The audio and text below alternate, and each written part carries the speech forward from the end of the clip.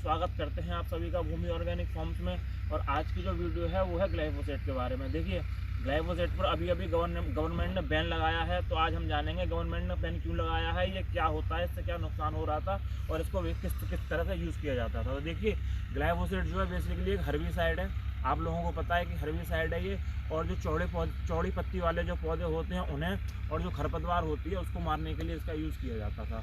सभी आमतौर पर हमारे भारतवर्ष में भी सभी किसान यूज़ करते थे।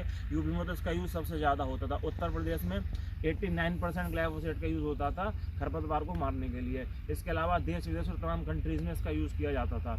और कहा यह जाता था, जो कंपनियां इसको इशू कर रही थी, जो कंपनियां इसका प्रोडक्शन कर रही थी, वो तो ये कह रही थी कि इसका कोई नुकसान नहीं होता है। लेकिन रिसेंटली एक विवाद उठा था, और विवाद वो ये था कि जो कुछ सिविल सोसाइटीज़ थी और जो एक्टिविस्ट थे, उन्होंने काफ़ी लंबे समय से, हाल फिलहाल का विवाद नहीं है मित्रों, काफ़ी लंबे समय से इसको याचिका इसके लिए दायर कर रखी थी। और गवर्नमेंट ने भी काफ़ी लंबे समय से इसकी सुनवाई नहीं करी थी, लंबित पड़ा हुआ था ये मामला।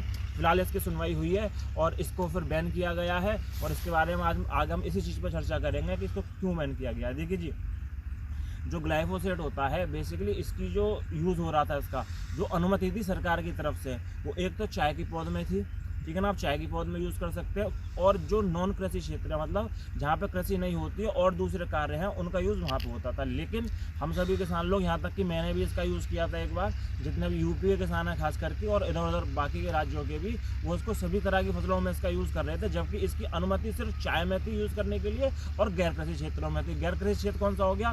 जैसे अपना पार्क वगैरह हो गए, वहाँ पर अगर आपको जो खरपतवार है और जो अनचाहे पौधे हैं वो मारने हों, या रेलवे के किनारे हो गए, इस पर सरकार ने बैन क्यों लगाया है। देखिए, एक तो ये क्या कहते हैं, जिन फसलों में हम छिड़काव करते हैं, तो ये खरपतवार को तो मारता ही मारता है, लेकिन खरपतवार के साथ साथ अगर किसी और भी चीज़ पे या किसी पौधे पे या किसी फसल पे अगर ये पड़ रहा है, तो ये उसको भी पूरी तरह से ख़त्म कर देता था या उसके विकास को रोक देता था। जो पौधे के विकास के लिए एक प्रोटीन होता है, विशिष्ट प्रोटीन होता है, जिससे पौधे का विकास होता है, उसको रोक कर, उसको तोड़कर, उसको ख़त्म कर पौधे के विकास को भी बाधित करता था। इसके अलावा जो हमारे मित्र कीट होते हैं, मधुमक्खी हो गई, जो फलों से और पौधों से परागण करके उन्हें दूसरी जगह ले जाती हैं और उनके फलने फूलने में मदद करती हैं, उनको तो ये पूरी तरीके से ख़त्म कर रहा था, मार रहा था।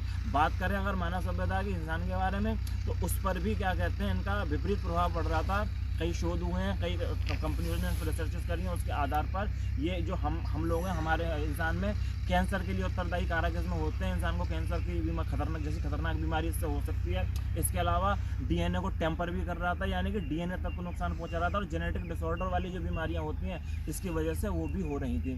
जैसे कि ACFI, agriculture chemical food federation of India, ये लोग कह रहे हैं कि नहीं, इससे कोई नुकसान नहीं है और ये सत्यापित दवा है खरपतवार को मारने के लिए। हर्बिसाइड जो सत्यापित हर्बिसाइड है, इससे किसी तरह का नुकसान नहीं है। तो देखिए, वो लोग तो कहेंगे ही, क्योंकि उनका भी प्रोडक्शन हो रहा है, उनका प्रॉफिट इसी से आ रहा है। लेकिन जो गवर्नमेंट ने डिसीजन लिया है इसको बैन करने का, वो एकदम सही लिया है। और इस पर भी पूरी तरीके से बैन भी नहीं लगाया गया, सिर्फ कृषि क्षेत्रों में इस पर बैन लगाया गया है। जो PCO होते हैं, जो पेस्ट कंट्रोल ऑपरेटर होते हैं, वो इसका यूज़ कर सकते हैं।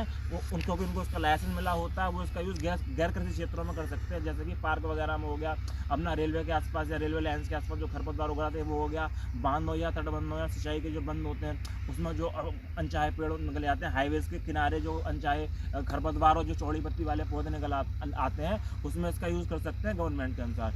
दूसरी चीज़, गवर्नमेंट के द्वारा पहले भी जो इसकी अनुमति थी, वो जो आपकी STBT किस्में होती हैं, जो हर्बिसाइड टॉलरेंस किस्में होती हैं, मतलब जिन पे कि हर्बिसाइड का असर ज़्यादा नहीं पड़ता, ज़्यादा नुकसान नहीं होता, या वो सर्वाइव कर जाती है, उसमें था। और ऐसी सिर्फ एक किस्म थी, जो थी कि चाय। पश्चिम बंगाल में आपको पहले बता चुका हूँ, पश्चिम बंगाल और आसाम में चाय में इसका यूज़ करने की अनुमति थी, बाकी कहीं अनुमति नहीं थी। इसके अलावा इसका वृहद तौर पर जो यूज़ किया जाता है, मैं आपको एक चीज़ बता दूँ, वो STBT कपास की जो किस्म होती है उसमें किया जाता है, मतलब हर्बिसाइड टॉलरेंस जो कपास होती है उसमें यूज़ किया जाता है, सोयाबीन वगैरह में यूज़ किया जाता था। तो फिलहाल क्या कहते हैं, गवर्नमेंट की तरफ से इन सभी किस्मों पर बैन लगा दिया गया है, और मेरे अनुसार ये सही किया गया है, क्योंकि इससे क्या कहते हैं, इंसानों में गंभीर बीमारी हो सकती थी, हो रही थी, और इकोसिस्टम और पर्यावरण को काफ़ी नुकसान हो रहा था।